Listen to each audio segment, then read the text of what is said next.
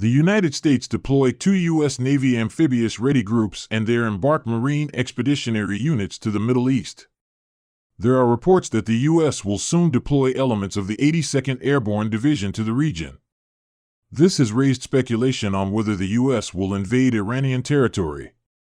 Obviously, a large ground incursion into mainland Iran would be out of the question for such a limited force. However, Iran does have outer islands that would seem to be a feasible target. There is one island that has been a focal point, Kharg Island. On March 13, the United States bombed more than 90 Iranian military sites on Kharg Island.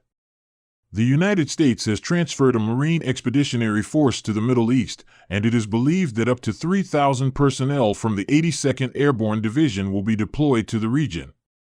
Iran is currently preparing defenses on the island, expecting a U.S. ground attack. Iran's parliamentary speaker issues a warning to Iran's neighbors if Kharg Island is occupied. Kharg Island is merely a 5-mile strip of coral on the Persian Gulf, but it is a key site for Iran's oil and gas exports. Kharg handles 90% of Iran's crude exports. It is a vital site for Iran's economic health. Despite the Strait of Hormuz blockade, Iran continues to export millions of barrels of oil. Despite the rhetoric, traffic continues to traverse the Strait of Hormuz, albeit at a minute fraction of what it used to. Fuel tankers, not associated with the U.S. or Israel, are traveling along the Iranian coastline. Many of the tankers are destined to India, but recently Iran extended a conditional passage provision for South Korea, which was rejected by the South Korean government. It is estimated that since February 28, when the war began, to mid-March, Iran has exported 12 to 13.7 million barrels of oil. In the same amount of time last year, Iran shipped approximately 1.69 million barrels per day. Even at the lowest estimate, it would mean a 20% decrease in Iranian energy exports. There are other transfer stations, including Jast Terminal, Gulf of Oman/outside Hormuz, Lavin Island, Siri Island, and Bandar Abbas. Iran could attempt to bolster exports with the other stations. Jast Terminal has a capacity of 1 million barrels per day and is located east of the Strait of Hormuz. Lavin and Siri Islands are within the Persian Gulf.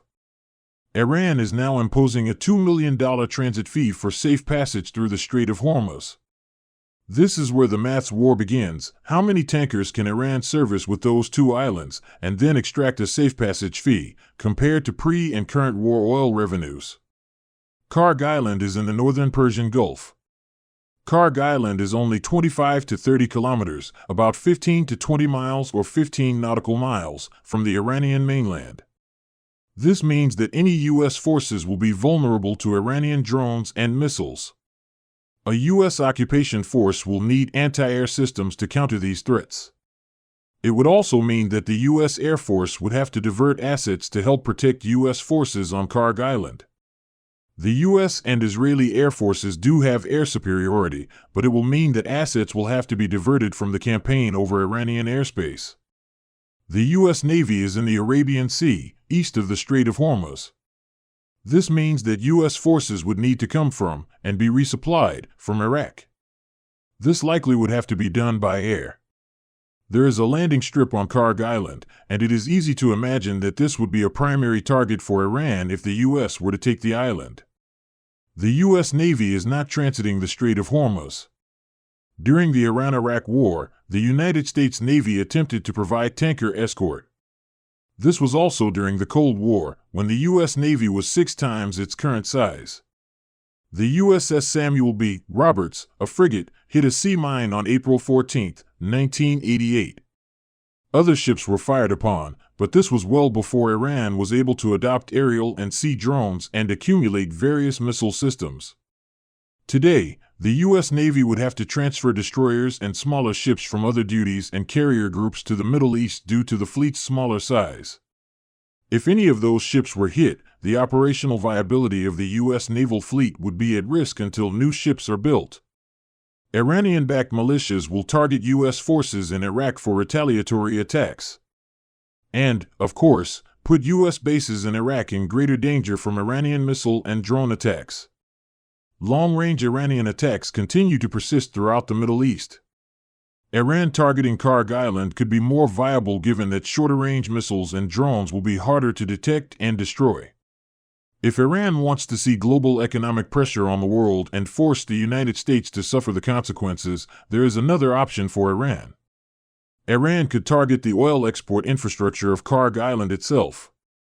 This would lead to oil prices escalating further and fortify Iran's policy of energy-scorched earth in the Middle East.